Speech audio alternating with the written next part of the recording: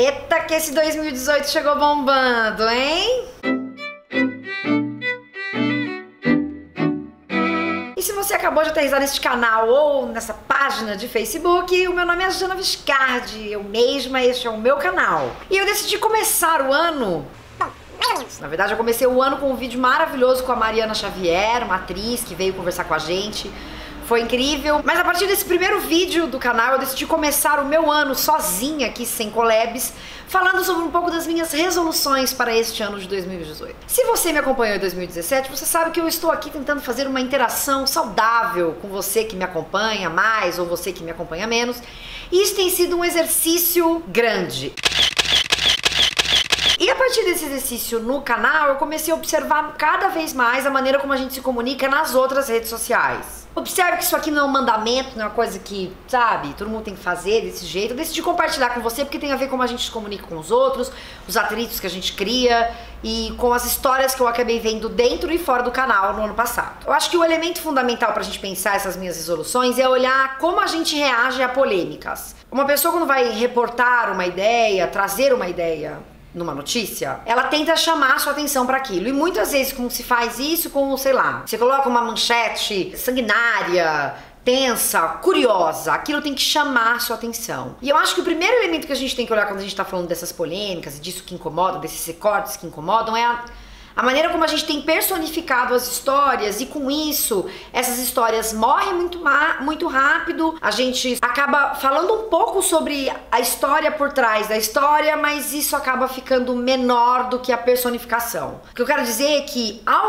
no surgimento da polêmica, ao invés da gente aproveitar, entre aspas, esse espaço para trazer ainda mais tônica para esses comportamentos, para pensar os comportamentos, muitos de nós nos perdemos e falamos só desse indivíduo e a gente acaba cometendo inclusive outros preconceitos, coisas que não deveríamos, porque a gente tá querendo tanto falar da ideia, mas a gente fica tão horrorizado com a maneira como aquilo tá sendo reproduzido por aquela pessoa que a gente não fala mais da ideia e fala da pessoa. Acho que deu pra entender, já deu uma repetida. Eu sei que é difícil, porque inclusive a maneira como as matérias são escritas, a maneira como a gente constrói essas headlines, essas manchetes, é feito pra gente já no calor do momento apontar dedo pra uma pessoa ou pra outra e acabar se esquecendo às vezes dos argumentos fundamentais, mas eu quero fazer esse grande exercício.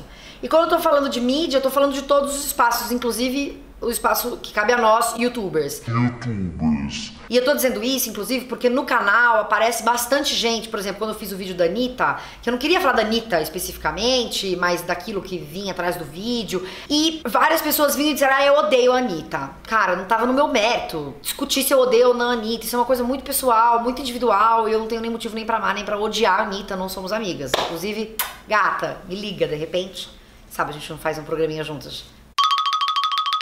E aí tem um outro elemento que eu acho que caminha junto com ele, que tem a ver com os rótulos. A maneira como a gente vai rotulando as histórias pra se encaixar mais ou menos na maneira como eu vejo o mundo.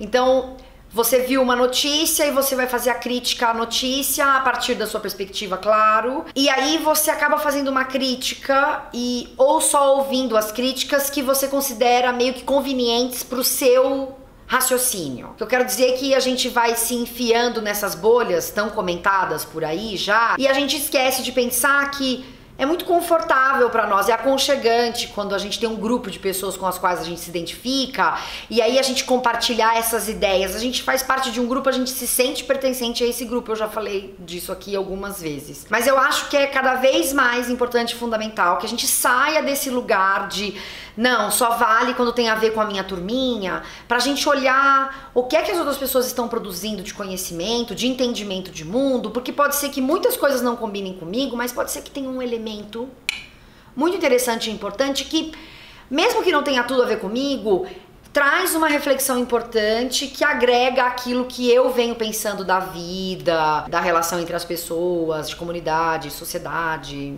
Fazendo sentido isso pra você? Então sair desse lugar dos rótulos, exclusivamente nessa corrida que a gente tem, nesse universo das polêmicas, você vê um assunto, você rotula e resolve ali. isso faz com que coisas terríveis aconteçam, inclusive que a gente nem leia as notícias. A gente não lê notícias por outras razões, mas a gente olhou aquela cara, já torce o nariz e já não quer nem mais saber. Acho que cada vez mais a gente tem que sair desse lugar, em especial em anos de eleição.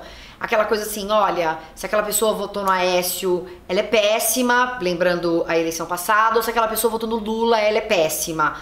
E isso simplifica muito a vida e faz com que a gente, inclusive, possa sofrer muito mais. Eu cada vez mais quero olhar para as nuances das histórias, para nuances de ideias, para poder entender cada vez de maneira mais ampla aquilo que as pessoas estão dizendo. É evidente que tem lugares em que essa conversa não existe, porque as pessoas elas não estão com a mesma disposição ou abertura que você, e tem momentos que você mesmo tá com essa abertura toda. E aí, sabe, vamos sair desses lugares comuns. Tô aqui fazendo esse compromisso comigo mesma e agora com você neste vídeo, de fazer esse exercício. Então eu deixo aqui um beijinho e vou embora.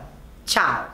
Uma coisa que me chama muito a atenção é que nessas conversas, quando a gente vai fazendo esse estilo quem tá certo, quem tá errado, quando a gente vai polarizando e criando esses rótulos, é como se a gente tivesse sempre que ganhar uma conversa. Se a gente não ganhar, não valeu. Sabe essa inquietação que a gente vai sentindo quando a pessoa vai dizendo uma coisa com a qual a gente não concorda e a gente vai ficando nervoso e a gente acha que a gente precisa ser o certo ou que a gente precisa ter um argumento na ponta da língua, a gente precisa rebater na hora. Então, cada vez mais eu tenho pensado que não necessariamente é isso. Que a gente pode sim fazer um exercício, primeiro de assumir quando acha que não tá certo, segundo de parar um pouco pra pensar antes de simplesmente querer responder. Tem casos em que eu acho que não vai resolver responder, então é ouvir com cuidado e pronto. Não é se fechar pra ignorar o outro, mas ouvir, respeitar aquela perspectiva e não necessariamente rebatê-la porque nem sempre vai dar certo. Acho que é um pouco isso. Porque a gente não é fraquinho só porque a gente não rebate tudo toda hora, sabe?